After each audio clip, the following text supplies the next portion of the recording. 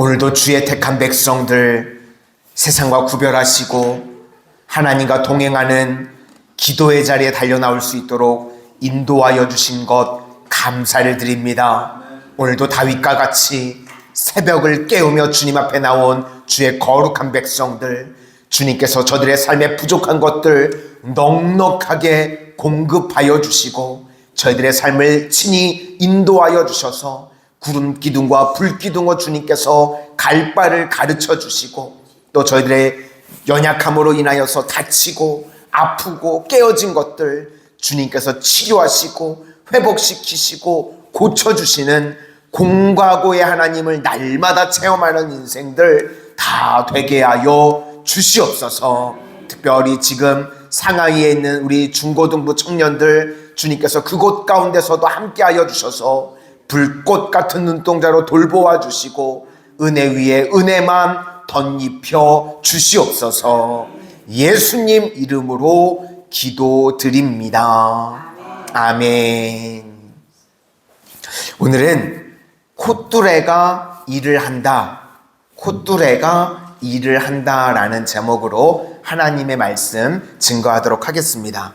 오늘 본문 1절부터 6절까지는 영적 체험이고 7절부터 10절까지는 육체의 가시, 이렇게 두 가지 내용으로 이루어져 있습니다. 그러니까 내용이요 상반적인 겁니다. 영적 체험은 천국에 갔다 온 거니까요 높아지는 체험을 한 거고, 반면에 육체의 가시는 낮아지는 겁니다. 그런데 오늘 사도 바울이 그 둘 다 은혜라는 겁니다. 높아지는 것도 은혜고 낮아지는 것도 은혜고 모든 것이 은혜다, 그것을 우리에게 말해주고 있습니다. 첫 번째는 영적 체험인데 준비 시간을 잘 가져야 된다는 것입니다. 가짜 교사들이요 하도 설쳐대니까 사도 바울이 부득불 내가 말한다고 이야기를 합니다. 우리 1절과 2절 다시 한번 보시도록 하겠습니다. 시작. 무익하나마 내가 부득불 자랑하노니 주의 환상과 계시를 말하리라. 내가 그리스도 안에 있는 한 사람을 아노니 그는 14년 전에 셋째 하늘에 이끌려간 자라. 그가 몸 안에 있었는지 몸 밖에 있었는지 나는 모르거니와 하나님은 아시느니라. 그러니까 14년 전에 천국에 올라갔다가 왔는데 이 사도 바울이 자랑하지 않고 그냥 숨기고 덮어두고 있다가 지금 이야기를 하는 겁니다. 바울이 다메섹 도상에서 예수님을 만난 게 30세 정도라고 합니다. 30살에 예수님을 다메섹 도상에서 만났습니다. 그리고 우리가 지금 살피고 있는 고린도후서를 쓸 때 나이가 50세 정도라고 합니다. 예수님을 만나자마자 이제 아라비아 광야에서 3년 동안 있었죠. 3년 정도 있으면 아마 사도 바울이 생각할 때 청빙이 올 줄 알았던 것 같습니다. 그런데 아무도 사도 바울을 부르지 않았습니다. 그래서 고향인 다소로 내려가서 또 8년 정도를 은둔 생활을 합니다. 그러니까 바울이 회심을 하고요. 자기는 당장 아마 쓰임받을 줄 알았던 것 같았는데 3년이 지나도 자기를 부르지 않고 또 8년 동안 고향에 내려가서 죽치고 있었습니다. 그러니까 무려 11년 동안 아무것도 안 하고 은둔 생활을 했습니다. 그러니까 나이가 한 41살 정도. 그때 이제 드디어 바나바가 와서 함께 사역을 하자, 그렇게 이야기를 해서 수리아에 있는 안디옥 교회에 가서 그때부터 처음으로 사역을 시작하게 됩니다. 그러니까 사도 바울에게 있어서 11년이라는 시간은요 어둠의 시간이었고 기다림의 시간이었고 불러주는 사람이 아무도 없는 그런 시간이었습니다. 그런데 그의 인생에서요 그 시간이 중요한 시간이었다는 것입니다. 그리고 나서 이제 50세 정도의 고린도 후서를 쓴 겁니다. 그러면 50세에서 14년 전이면 36세겠죠. 그러니까 사도 바울이 사역을 준비하고 있던 그 중간쯤의 시간, 그때 천국을 경험했다는 겁니다. 여기에서 우리에게 중요한 것은요 홀로 있는 시간이 중요하다는 것입니다. 그때 하나님과요 친밀함과 또 교제의 시간을 갖는다는 겁니다. 혹시라도 우리 성도님들 인생 가운데 나는 지금 인생의 어두운 시간을 보내고 있고 혹은 아무도 불러주는 이가 없고 좌절의 시간을 보내고 있다면 그 시간이요 절대로 헛된 시간이 아니라 주님께서 나를 깊이 만나주시고 또 준비시켜 주시는 시간이라는 겁니다. 큰 건물을 지을 때를 보면요 기초를 잘 준비해야 된다고 이야기를 합니다. 요즘은 뭐 워낙 건물을 잘 지어서요 건물이 올라가는 거는요 몇 개월 만에도 금방 뭐 빌딩 같은 거 아파트 같은 거 올라갑니다. 그런데 그런 높은 건물이 올라가기 위해서 땅을 다지는 데는요 1년도 걸리고 2년도 걸립니다. 우리 인생에도요 이런 시간이 반드시 필요하다는 겁니다. 그래서 이런 기다림의 시간, 멈춤의 시간, 이때 다른 거 하지 말고요 예수님으로 채우는 시간이 되실 수 있기를 소망합니다. 모세는요 하나님과 독대하는 시간을 무려 40년을 가졌습니다. 다윗도요 광야에서 10년 넘게 하나님과 독대하는 시간을 가졌고 요셉도 13년 하나님과 독대하는 시간을 가졌습니다. 그때가 영적으로 깊어지고 영적 기초를 닦는 시간이었다는 것입니다. 우리 성도님들 어둠의 시간에 홀로 있는 시간에 하나님을 깊이 만나고 영적으로 독대할 수 있는 그런 체험의 신앙들 다 되시기를 소망합니다. 그러면 우리 뭐 나이와 상관없이 환경과 상관없이요 하나님께서 놀랍도록 우리의 인생을 사용하여 주실 줄로 믿습니다.